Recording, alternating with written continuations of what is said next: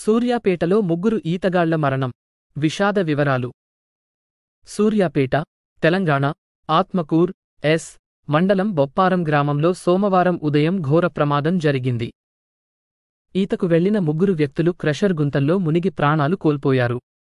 మృతుల్లో ఒక బాలిక, ఇద్దరు యువకులు ఉన్నారు. వివరాలు: మృతులు శ్రీపాల్ రెడ్డి, 45, రాజు, 44, ఉషా, 11. స్థలం: బొప్పారం గ్రామం, సూర్యాపేట జిల్లా. ఘటన: సోమవారం ఉదయం. కారణం: క్రషర్ గుంతలో మునిగిపోవడం. మరింత సమాచారం: శ్రీపాల్ రెడ్డి, రాజులు హైదరాబాద్ నుంచి బొప్పారం గ్రామంలోని బంధువుల ఇంటికి వచ్చారు. వారితో పాటు వచ్చిన ఉషా కూడా వారితో కలిసి ఈతకు వెళ్ళింది. గుంతలో నీటిలోతు ఎక్కువగా ఉండటంతో ముగ్గురూ మునిగిపోయారు. స్థానికులు వెంటనే వారిని బయటకు తీశారు, కాని అప్పటికే మృతి చెందారు. ఈ ఘటన గ్రామం